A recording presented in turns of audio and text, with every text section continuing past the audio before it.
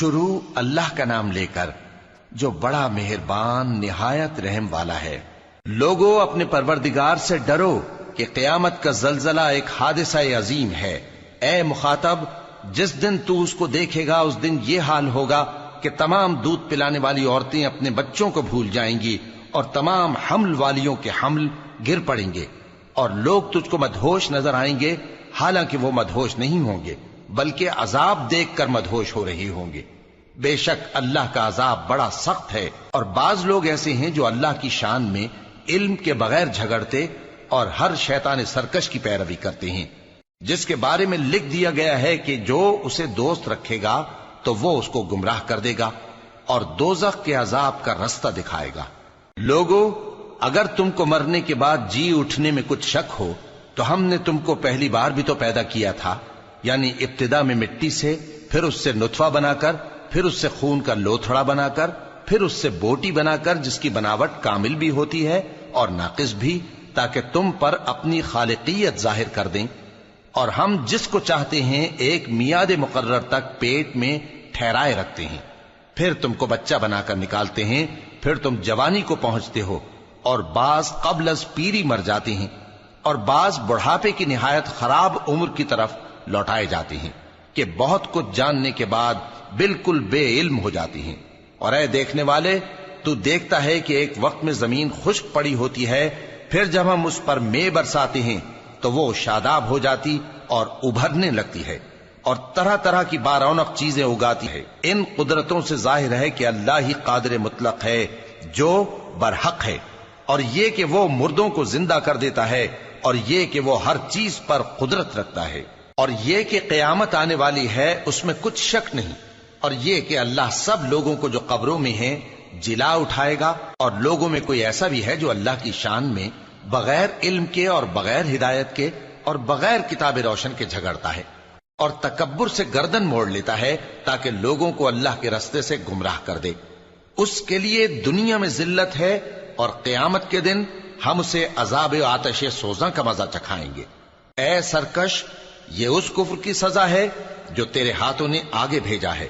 اور اللہ اپنے بندوں پر ظلم کرنے والا نہیں۔ اور لوگوں میں بعض ایسا بھی ہے جو کنارے پر کھڑا ہو کر اللہ کی عبادت کرتا ہے، اگر اس کو کوئی دنیاوی فائدہ پہنچے تو اس کے سبب مطمئن ہو جائے، اور اگر کوئی آفت پڑے تو منہ کے بل لوٹ جائے، یعنی پھر کافر ہو جائے۔ اس نے دنیا میں بھی نقصان اٹھایا اور آخرت میں بھی، یہی تو صاف نقصان ہے۔ یہ اللہ کے سوا ایسی چیز کو پکارتا ہے جو نہ اسے نقصان پہنچائے اور نہ فائدہ دے سکے،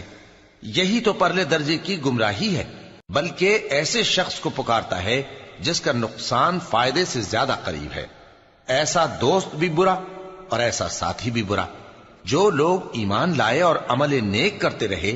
اللہ ان کو بہشتوں میں داخل کرے گا جن کے نیچے نہریں بہ رہی ہیں۔ کچھ شک نہیں کہ اللہ جو چاہتا ہے کرتا ہے۔ جو شخص یہ گمان کرتا ہو کہ اللہ اس کو دنیا اور آخرت میں مدد نہیں دے گا، تو اس کو چاہیے کہ اوپر کی طرف یعنی اپنے گھر کی چھت میں ایک رسی باندھے، پھر اس سے اپنا گلا گھونٹ لے، پھر دیکھے کہ آیا یہ تدبیر اس کے غصے کو دور کر دیتی ہے۔ اور اسی طرح ہم نے اس قرآن کو اتارا جس کی تمام باتیں کھلی ہوئی ہیں، اور یہ یاد رکھو کہ اللہ جس کو چاہتا ہے ہدایت دیتا ہے۔ جو لوگ مومن یعنی مسلمان ہیں اور جو یہودی ہیں اور ستارہ پرست اور عیسائی اور مجوسی اور مشرک، اللہ ان سب میں قیامت کے دن فیصلہ کر دے گا۔ بے شک اللہ ہر چیز سے باخبر ہے۔ کیا تم نے نہیں دیکھا کہ جو مخلوق آسمانوں میں ہے اور جو زمین میں ہے،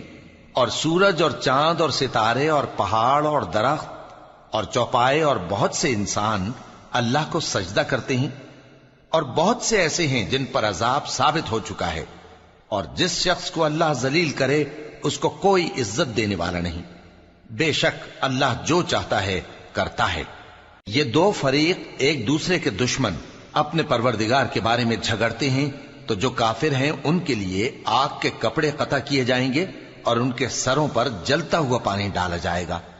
اس سے ان کے پیٹ کے اندر کی چیزیں اور کھالیں گل جائیں گی، اور ان کے مارنے کے لیے لوہے کے ہتھوڑے ہوں گے۔ جب وہ چاہیں گے کہ اس رنج و تکلیف کی وجہ سے دوزخ سے نکل جائیں تو پھر اسی میں لوٹا دیے جائیں گے، اور کہا جائے گا کہ جلنے کے عذاب کا مزہ چکھتے رہو۔ جو لوگ ایمان لائے اور عمل نیک کرتے رہے، اللہ ان کو بہشتوں میں داخل کرے گا جن کے تلے نہریں بہ رہی ہیں، وہاں ان کو سونے کے کنگن پہنائے جائیں گے اور موتی، اور وہاں ان کا لباس ریشمی ہوگا، اور ان کو اچھی بات کی طرف رہنمائی کی گئی اور خوبیوں والے مالک کی راہ بتائی گئی۔ جو لوگ کافر ہیں اور لوگوں کو اللہ کے رستے سے اور مسجد حرام سے، جسے ہم نے لوگوں کے لیے یکساں عبادت گاہ بنایا ہے، روکتے ہیں، خواہ وہ وہاں کے رہنے والے ہوں یا باہر سے آنے والے،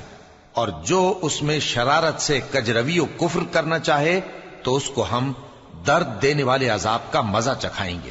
اور ایک وقت تھا جب ہم نے ابراہیم کو خانہ کعبہ کا مقام بتا دیا اور ارشاد فرمایا کہ میرے ساتھ کسی چیز کو شریک نہ کیجو، اور طواف کرنے والوں اور قیام کرنے والوں اور رکوع کرنے والوں اور سجدہ کرنے والوں کے لیے میرے گھر کو صاف رکھا کرنا، اور لوگوں میں حج کے لیے اعلان کر دو کہ تمہاری طرف پیدل اور دبلے دبلے اونٹوں پر جو دور دراز رستوں سے چلے آتے ہوں سوار ہو کر چلے آئیں، تاکہ اپنے فائدے کے کاموں کے لیے حاضر ہوں۔